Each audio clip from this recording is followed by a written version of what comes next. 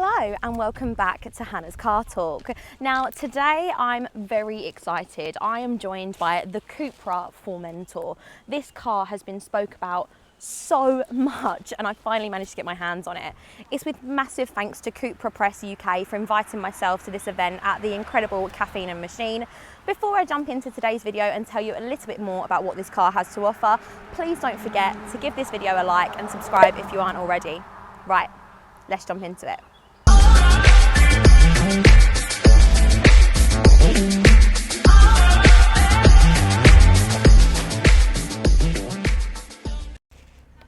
The Formentor is the first standalone vehicle that Cupra decided to introduce into their range, and looks-wise, I totally see why. For an SUV, it's so hard to compete in today's current market. There's so many different options, but this really shows us what a sporty SUV can look like. Not only is this car incredibly good looking, as you can quite clearly see, but this car offers a whopping 310 brake horsepower. This particular Formentor that I'm here with today is the Vz2, which is a 2-litre petrol. It's DSG and also 4-wheel drive. It's kind of an all-rounder. The particular colour that I'm here with today is petrol blue matte. This will set you back £1,800, but I totally think it's worth it. It makes the car feel even more sporty, and it just goes to show that you don't have to spend a lot of money to have a fantastic looking car. So how much is it? Well, this particular Formentor is £40,520. Well, but Hannah, I thought you said it wasn't expensive. It's not, considering everything that comes as standard. In fact, the only cost option on this specific vehicle is the £1,800 paint. But when I got in the car, it felt so luxurious. I've got Napa leather, which is an upgrade with most other brands. I've got a massive touchscreen navigation system, a completely digital cockpit, electric seats with memory function. What more could you want? One of my favourite design features about the Cupra Formentor is this light that runs along the back. This is such a fancy motif that we're used to seeing on really premium models, and this just goes back to what I was saying about getting a lot of bang for your buck. The vehicle might be £40,520, however, it looks and feels really expensive. I'm super glad that Cupra haven't spared any expenses and opted for standard 19-inch alloy wheels. Unlike most competitors, which will give you standard 18s or 17s in some cases, these fit the car's styling perfectly. These particular alloy wheels are the diamond cuts. They also come with the black performance brake calipers on the back with the classic bronze Cupra writing on the centre. My first impressions on the interior is how premium this car feels. Small details have really been thought of that make this car feel overall really luxurious. The stop-start button, for example, is down here on the right-hand side of your steering wheel. This feels so sporty and it feels really premium.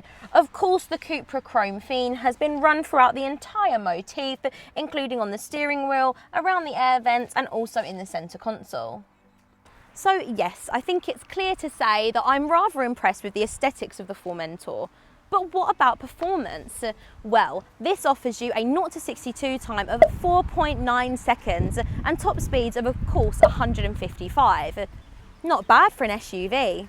I think it would be fair to say that the Formentor A looks fantastic and B has excellent performance stats. So what about practicality?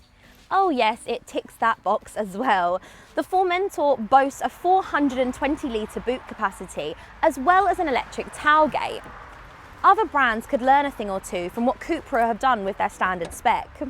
Once again, in the interior, no expense has been spared. This car feels so luxury, it actually feels very Tesla-esque. What I mean by that is all of your buttons that would once be down here in your centre console are now on the 12-inch infotainment system, including like your heated seats, all of your air conditioning, your climate controls. It's very modern and I actually quite like it, although it would take some getting used to. The other thing that I'm really pleased that this car promotes is a digital cockpit.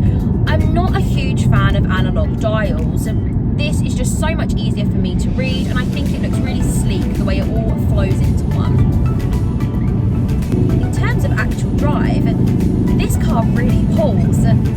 It's super responsive, but then again that is down to its rather impressive 0 to 60 time of just 4.9 seconds.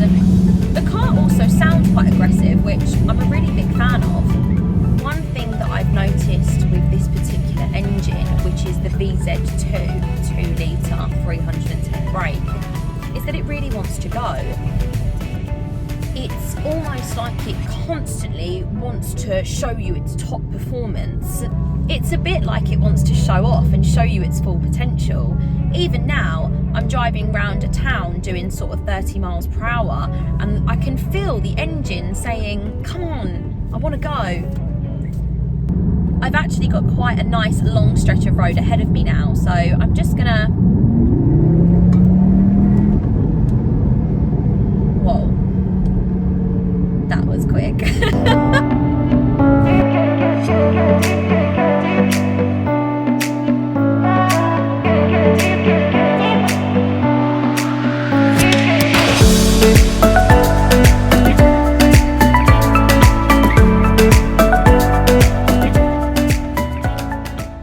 So what are my final thoughts? I think the Formentor is a fantastic looking vehicle at a fantastic price point and also super practical.